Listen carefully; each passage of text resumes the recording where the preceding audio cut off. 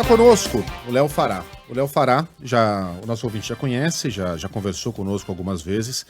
Ele é uma referência no atendimento a desastres naturais. É cofundador da Humus, capitão da reserva do Corpo de Bombeiros de Minas Gerais, atuou em diversas tragédias, como a de Brumadinho, estava até anteontem na Turquia, voltou para trabalhar no resgate às vítimas dos deslizamentos no litoral norte de São Paulo, já está no Brasil, está na ponta da linha conosco. Léo, bom dia, obrigado pela participação aqui na Band News.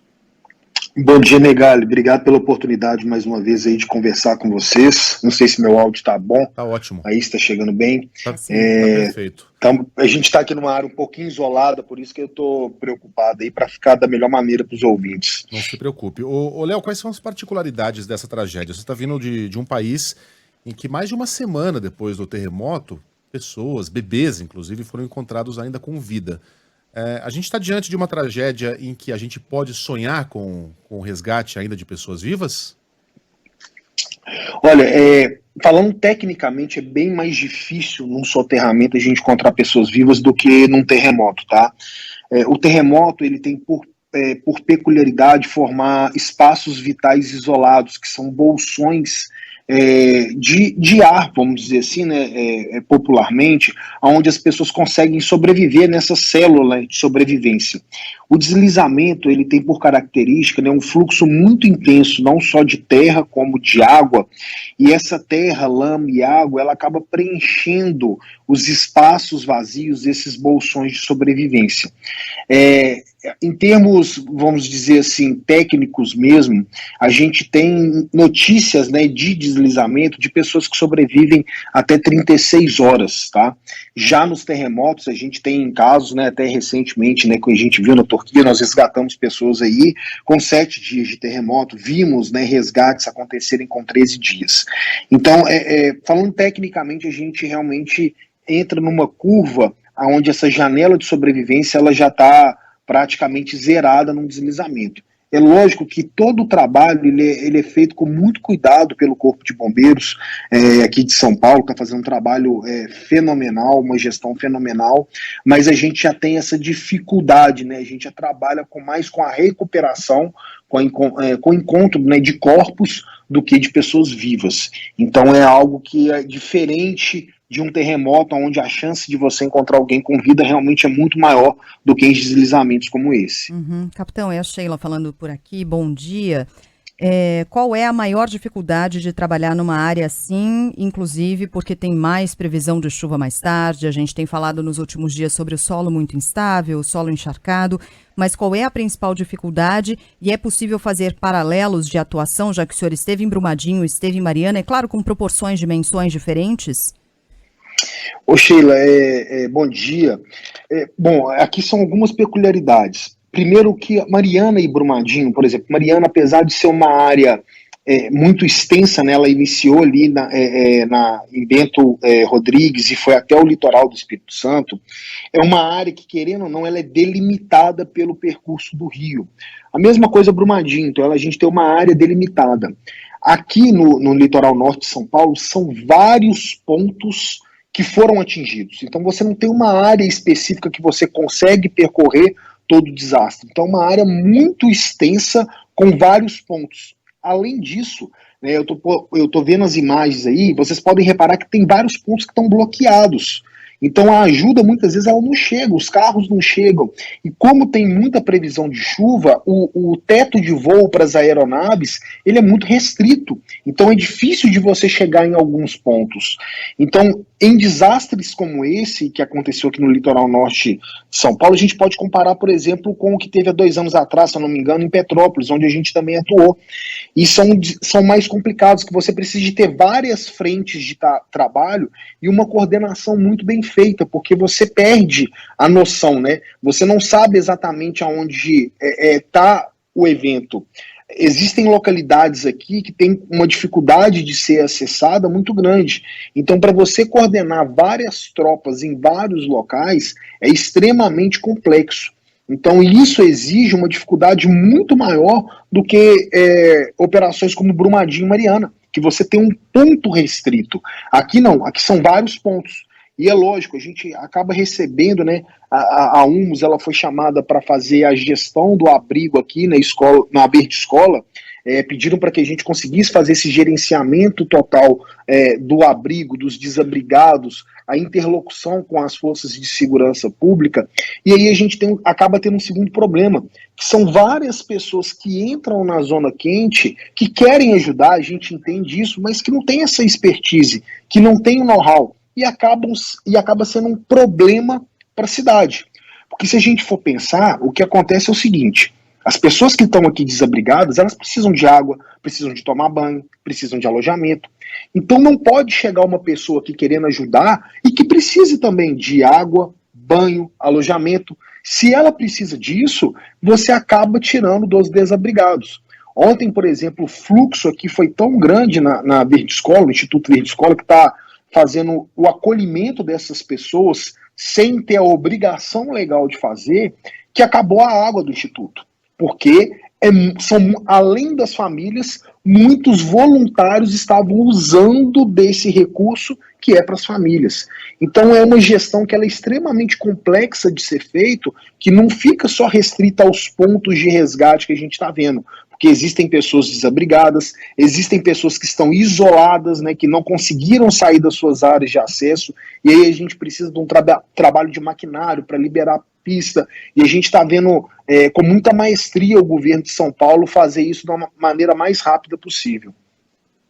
Capitão, em relação aos resgates, possíveis buscas, você falou sobre o maquinário para liberar as pistas, mas em relação às buscas, elas precisam ser feitas neste momento de forma mais manual mesmo? A gente viu ali imagens das pessoas com pás, né, cavocando a lama com pás. Como é que é esse trabalho agora, neste momento, no 5º dia de buscas?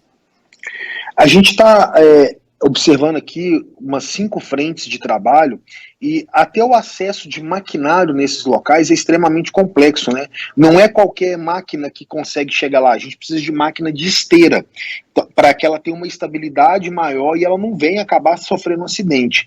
E acaba que nesses locais onde os bombeiros, né, eles estão percebendo que existe uma chance de ter uma pessoa, ou até mesmo resgatar um corpo, esse trabalho ele é feito minucioso, ele não é feito com máquina, porque querendo ou não, as máquinas elas podem danificar ali um corpo, um segmento, e não é esse o desejo, né? A gente sabe que é um momento de luto para a família, e se a gente consegue dar um suporte e entregar esse ente querido da melhor maneira possível, é um alívio muito grande para a família. Então, muitas vezes, esse trabalho ele é minucioso. Ele utiliza de pás, ele utiliza de enxadas, é um trabalho manual e, quando possível, utilizado os maquinários adequados, né? Sempre com uma supervisão para evitar até mesmo a possibilidade, a gente não pode negar isso, né? Uma possibilidade de alguém estar sob os escombros e uma janela de sobrevivência.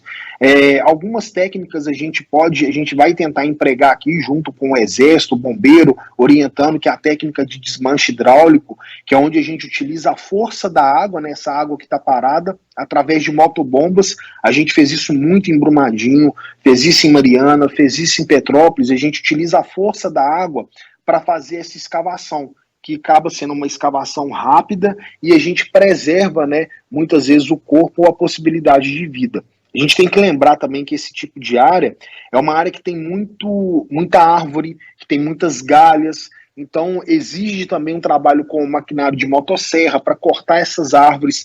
Tem que ter um cuidado muito grande, porque algumas árvores pode estar represando um novo deslizamento, então se você corta a árvore, pode ser que aconteça um novo deslizamento e acabe atingindo as equipes que estão trabalhando no resgate.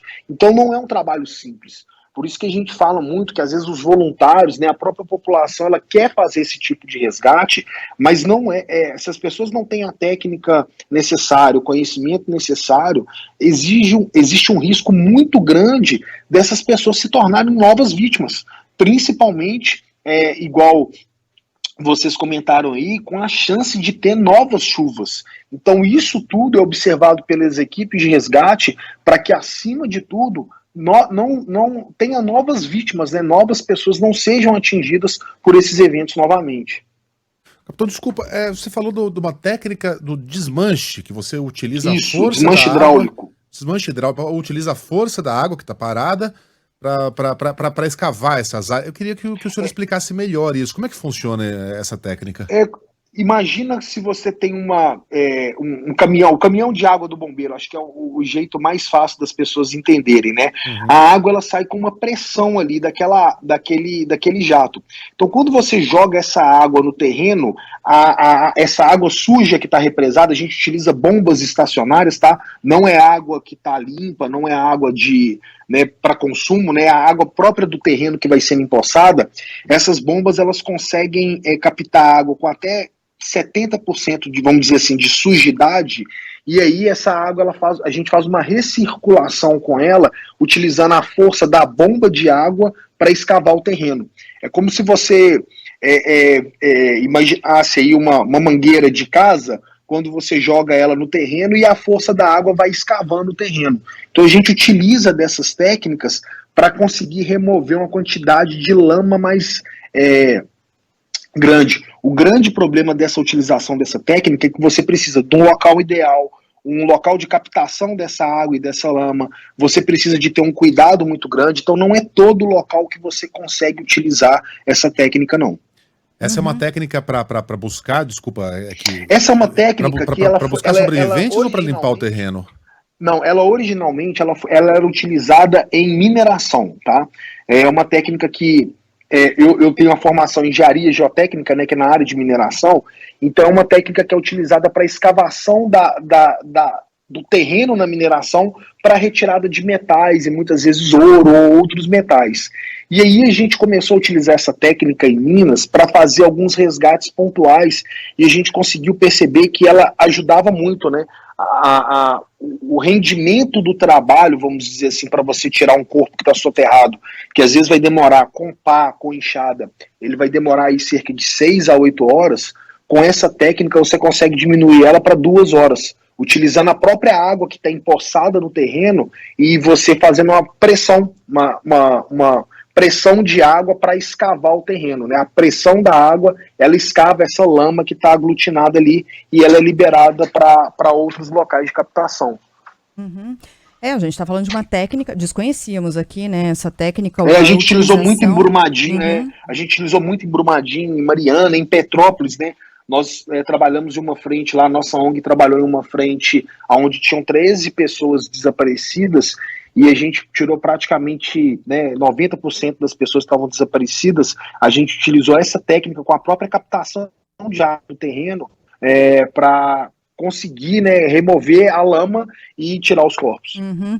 Para a gente fechar, capitão, 2 perguntas aqui em relação à utilização dos cães farejadores, porque na impossibilidade de usar maquinário pesado ou qualquer outro tipo de equipamentos, o papel que esses cães desempenham no trabalho ainda de buscas, e a partir de agora, o que a gente pode esperar em relação aos próximos passos desse trabalho, ou seja, esperança evidentemente sempre há por parte dos familiares, mas vai diminuindo bastante. Como tem sido também lidar com essas pessoas que chegam lá angustiadas, desesperadas em busca dessas pessoas que estão desaparecidas? Em relação aos cães, os cães eles são uma ferramenta assim, primordial para realizar as buscas, né? Os cães, além deles indicarem que tem a possibilidade de ter uma vítima ali, né? Eles indicam muito exatamente a localização dessa vítima. Pode haver algum problema, porque o olfato do cão, o faro do cão, ele é muito aguçado. Então, por exemplo, se você tem uma corrente de água, de lama, passando e tocando um corpo, e essa corrente de água, ela sai em outro lugar, pode ser que o cão, o odor do corpo, ele seja carreado com essa água e com essa lama, e o cão indique em um local diferente. Então existe essa possibilidade também, que é uma das dificuldades que tem se trabalhado em deslizamentos. Mas o cão é uma ferramenta primordial para indicar onde essas pessoas estão, e aí depois o bombeiro vai fazer as técnicas de recuperação e de extração desse corpo. As esperanças, todos nós temos, a gente costuma falar muito do bombeiro que a esperança de vida, ela vai até quando a gente encontra a pessoa infelizmente morta. Então o bombeiro o tempo todo ele trabalha com essa questão de você ter a possibilidade de encontrar uma pessoa com vida, sim. Por isso que muitas vezes as pessoas ficam insistindo, né? Ah, mas podia utilizar máquina, podia utilizar uma reta escavadeira. A gente tem que entender que ainda, tecnicamente, enquanto existe essa janela de sobrevivência, a gente tem que ter uma cautela muito grande com o uso de maquinário. Porque uma máquina de 3 toneladas, 5 toneladas em cima do terreno faz essa mesma pressão em cima de uma possível vítima que pode estar ali, que você desconhece esse local. Então todas essas técnicas, elas são utilizadas em conjunto, né? Não é que é uma técnica utilizada num momento, outra técnica utilizada em outro, não. O papel do comandante de operações, do bombeiro aqui, que está fazendo um trabalho fenomenal, é exatamente isso, é verificar todos os recursos que ele tem e utilizar isso da melhor maneira possível. E é importante a gente lembrar aqui, né, nesse tipo de cenário, que são muitos pontos de deslizamento, né? A gente não tem um ponto específico. Às vezes você tem 10, 20 pontos de deslizamento com potenciais vítimas em todos esses pontos, e a coordenação disso é extremamente complexa, porque você não consegue ter uma visão única desse local. Então, o comandante de operações, ele tem que percorrer todos esses locais, ele tem que ter uma visão disso para coordenar melhor a logística de todos esses recursos, né? Além do problema que a gente tem das famílias que estão desabrigadas. Então, existe uma prioridade agora que é, junto, né, com essas buscas, né, com a possibilidade aí da gente ter pessoas, né, quem sabe com vida, ou de recuperar esses corpos, é de dar atenção para as famílias que não têm aonde ficar, que não tem um local adequado. E o Instituto Verde Escola está acolhendo, igual eu reforço aqui, não como uma obrigação legal, né? Quem tem uma obrigação legal de abrigar essas famílias é o município, mas enquanto a gente faz o mapeamento dos possíveis hotéis, aluguéis sociais, essas famílias estão sendo acolhidas aqui no Instituto. Eu tenho mais uma bem rapidamente, capitão. Eu quero crer que essas pessoas não morreram em vão. Em que em algum momento a gente vai levar a sério a ocupação de áreas de risco. Não foi com Petrópolis, não foi com Angra. Quem sabe não tenha sido desta vez. Eu quero crer que sim. Quando essa tragédia já tiver passado, os corpos tiverem sido encontrados, as cidades estiverem habitáveis novamente, nessas vilas, essa região, pelas suas particularidades geológicas, né, tem praias ali em que a Mata Atlântica termina na areia, praticamente. Ela tem condição de ser ocupada com segurança, respeitando a natureza e garantindo a segurança dos moradores? Olha, o que a gente tem que observar, Megalha, é o seguinte: a gente tem que parar de colocar a culpa na chuva. A gente tem um péssimo hábito de virar e falar o seguinte: a culpa é da chuva, é porque choveu demais. Quantos anos nós vamos continuar repetindo que está chovendo demais? Essa questão de mudança climática, ela já entrou, já passou da nossa porta e ela já está dentro da nossa casa. Então a gente tem que entender que isso vai continuar acontecendo. É óbvio, falar que uma chuva de 600 milímetros em 12 horas é normal, não é normal. Só que o que é normal, o que está acontecendo usualmente, é que essas chuvas estão se repetindo. Então o que a gente tem que entender é que existe uma necessidade do poder público realizar um mapeamento de áreas de risco e não permitir com que as pessoas construam nessas áreas. Se a gente for ver, não são ocupações ilegais. Se vocês repararem pelas imagens, são casas de um porte muito bom, são casas que que foram autorizadas, têm alvará de construção, mas elas estão em uma área de risco.